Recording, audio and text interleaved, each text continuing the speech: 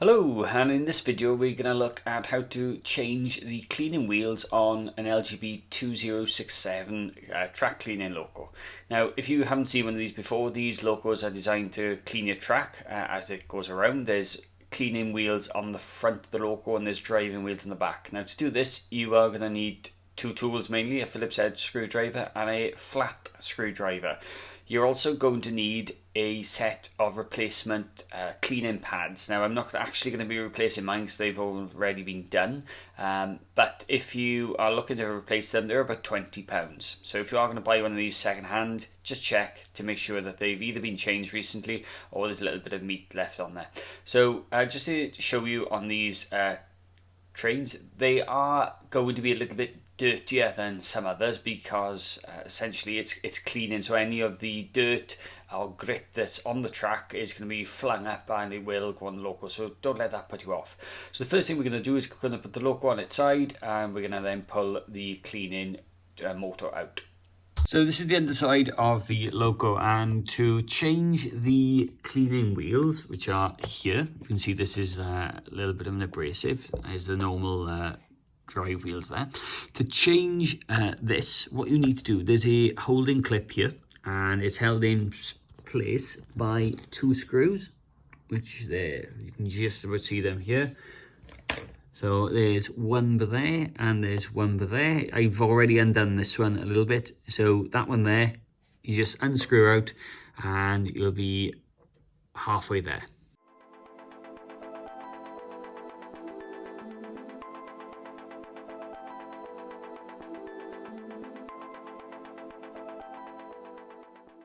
One thing you are going to notice is the underside of the loco is going to be a little bit dirtier than others. Obviously you've got lots of little bits of the traction wheel coming off and they will stick to the underside. There's also grease inside the motor housing here which will seep out as there's no proper gasket on there. So please don't worry if you look at one of these and it is fairly mucky underside. It's quite easy to clean off, and I'll show you later what it looks like inside one of these motors. So the first thing we're going to do now is we're going to maneuver this out. The block part of the motor, there's a little trick to getting it out. If I just hold the camera.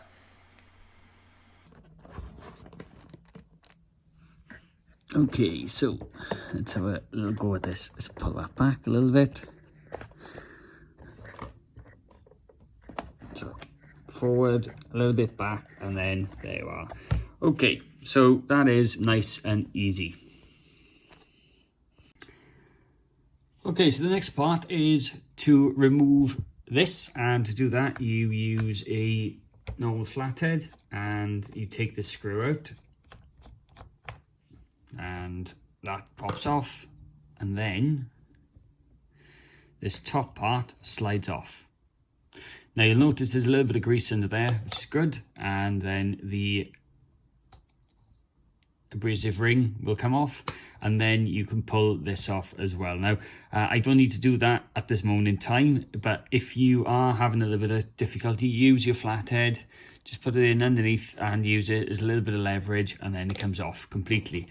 Okay, so one of the things that we have to look out for is this plastic which can wrap around the end of this gearbox. Now, you can see with this plastic ring here, this flange, it looks fairly good because it's recently been changed. But what can happen is if you buy one of these second-hand, they can wear down depending on how much use they've had. And what happens is very small, thin bits of plastic come off this and they are almost like a human hair, and it gets wrapped around them, the drive motor. So I'm just going to hold the camera and zoom it in a little bit, or as best I can. You can probably just about pick out and just take little bits of plastic off this motor here, and there's actually surprisingly quite a lot of plastic on here.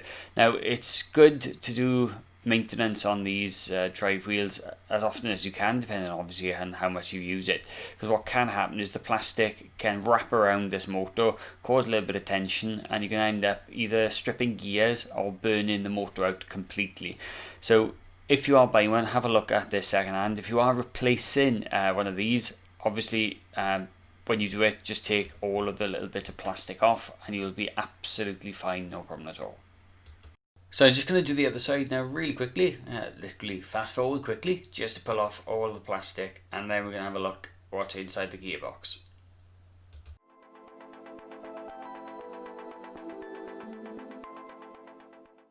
Okay, so we're now going to have a look in the gearbox, and to have a look inside the gearbox here, just to make sure there's enough grease in there, we're going to undo 3 screws, which is fairly straightforward to do. Now you notice in the fast forward that I've done previously, I was just giving a quick clean up with the grease that's built up.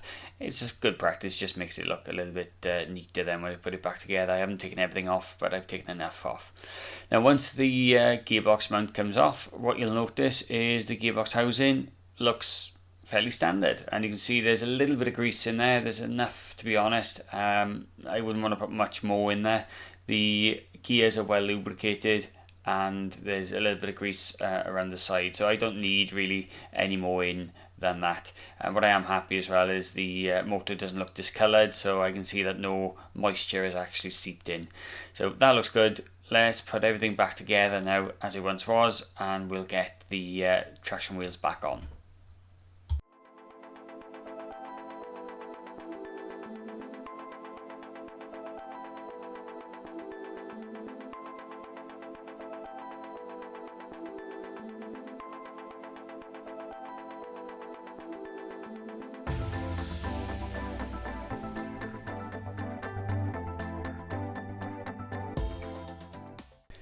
Now, if you are thinking of purchasing one of these second-hand, there's a few things just to look out for. If you are able to view the coach or train and then put it onto its side, have a look at the motor, see how much wear has actually happened onto the wheels and the pickup plates there.